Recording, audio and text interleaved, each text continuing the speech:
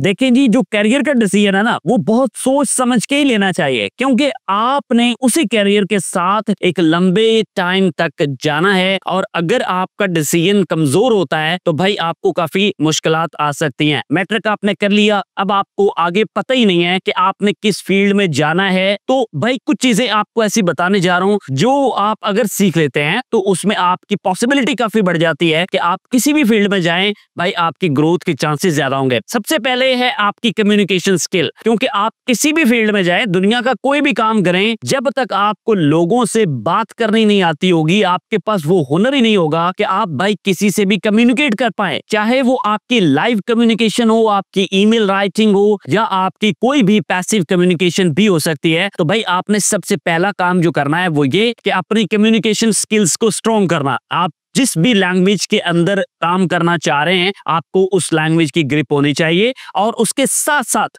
आपने भाई इंग्लिश को लाजमी सीखना है। क्यों? इंटरनेशनल लैंग्वेज है, आपकी communication most of the time इसी लैंग्वेज के अंदर ही होगी। दूसरी चीज है कि आपने एआई को सीखना है, यानी एआई को प्रॉम्प्ट देना कैसे है, उससे काम कैसे करवाना है, ये आपको लाजमी पता होना चाहिए। क्यों? फ्यूचर एआई का है। आप अगर अभी देखें तो एआई की एज लगभग 2.25 साल के करीब है, और ये 2.25 साल की एज में ही इतना ज्यादा स्ट्रांग हो चुका है। अगर इसने 5 से 10 साल गुजार लिए फील्ड के अंदर, मार्केट के अंदर, तो आप देखें ये कितना ज्यादा इस वर्ल्ड को चेंज करके रख देगा। तो भाई आपने प्रॉम्प्ट इंजीनियरिंग सीखनी है। एआई से जितना ज्यादा आप कम्युनिकेट करेंगे वो आपको खुद ही सिखाता जाएगा। तो आपने इसके लिए भी मल्टीपल कोर्सेज नहीं करना है, आपने जस्ट चैट जीपीटी या किसी भी एआई टूल को सीखना शुरू कर देना है, और वो भी उसी से ही। Number 3, digital literacy. अब इसमें क्या होता है जी, आपने सिर्फ 3 चीजों को फोकस करना। नंबर 1, आपकी बेसिक कंप्यूटिंग क्लियर होनी चाहिए, और नंबर 2 ये कि आपको माइक्रोसॉफ्ट ऑफिस आना चाहिए, वर्ड आना चाहिए, और एक्सेल। ये 3 चीजें आपको मस्ट क्लियर होनी चाहिए। और अगर भाई इसमें एक स्टेप आप ऊपर जाते हैं तो वो ये कि आपको गूगल साइट्स का नॉलेज होना चाहिए। जब तक आपकी डिजिटल लिटरेसी कंप्लीट नहीं होती, भाई आप कैसे इमेजिन कर सकते हैं कि आप आगे किसी भी डिजिटल फील्ड के अंदर सक्सेसफुल हो सकते हैं। स्टेप नंबर 4 ये है कि भाई आपने अपने गोल की सेटिंग करनी है। आपने ये देखना है कि आपका टारगेट क्या है, आप भाई कितना को पैसा कमाना चाहते हैं, आप कितने को बड़े आदमी बनना चाहते हैं, या आप जिंदगी में किस मुकाम पे पहुंचना चाहते हैं। आपने सबसे पहले ये डिसाइड करना है। जब ये डिसाइड हो चुका तो फिर अगला स्टेप ये होता है कि भाई आप ये डिसाइड करें कि अब कौन सी ऐसी चीज है जो आपको इस तक पहुंचा सकती है। यानी अब आपने डिसाइड करना है कि आपको किस स्किल की तरफ जाना चाहिए। अब आप ये स्किल 2 तरह से चूज कर सकते हैं। एक तो ये कि भाई जिसमें आपका इंटरेस्ट हो उसको चूज करें, अपने इंटरेस्ट को अपना पैशन बनाएं, कमाई भी होगी, मजा भी आएगा। और दूसरी चीज ये है कि भाई जो आपको फील्ड अट्रैक्ट कर रही है, जिसमें आपको ये फील हो रहा है कि इसका फ्यूचर बहुत स्ट्रांग होने वाला है, आप उसको चूज कर सकते हैं।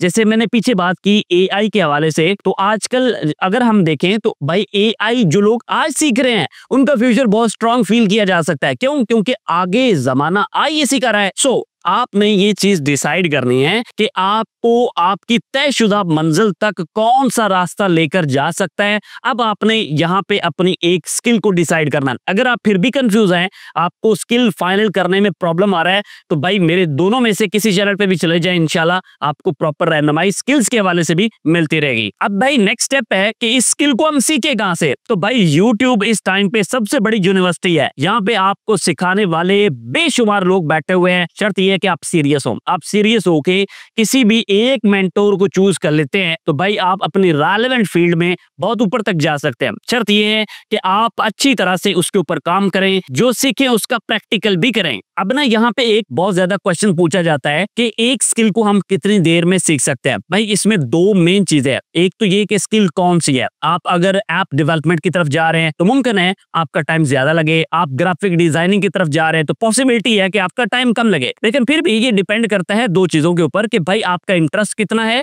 और आप कितना टाइम सीखने में लगा रहे हैं। जितना टाइम आप ज्यादा लगाएंगे ऑफ कोर्स आप उतनी जल्दी इन चीजों को सीख सकते हैं। बट फिर भी ये आपके पैशन, आपकी जो मोटिवेशन ऑटोमेशन है ना, उसके ऊपर बहुत ज्यादा डिपेंडेंट है। आप अगर एसईओ की बात करते हैं तो 3 से 4 महीनों के अंदर लोग एसईओ को सीख जाते हैं, लेकिन स्किल को सिर्फ सीख जाना ही काफी नहीं होता, आपने उसका प्रैक्टिकल भी करना होता है। जब तक आपका प्रैक्टिकल मजबूत नहीं होगा, आप प्रैक्टिकल में चीजों को अच्छी तरह से समझेंगे नहीं, भाई आपका सीखा जो है वो आपके ज्यादा काम नहीं आने वाला। अच्छा जी, अब अगली बात ये होती है कि आप में अपनी प्रोफाइल बिल्ड करनी होती है, उस प्रोफाइल को दिखाना होता है उन क्लाइंट्स को जिनका भाई आप काम करना चाहते हैं। लोग जब आपकी प्रोफाइल को देखते हैं, आपके पोर्टफोलियो को देखते हैं, वो भाई आपको ऑर्डर देते हैं और आप उनका काम करते हैं। अब काम करने के लिए आप अपनी लोकल मार्केट को चूज कर सकते हैं, अपने किसी भी फ्रीलांसिंग प्लेटफॉर्म को चूज कर सकते हैं और उसके बाद अपने इंटरेस्ट के अकॉर्डिंगली आप काम कर सकते हैं।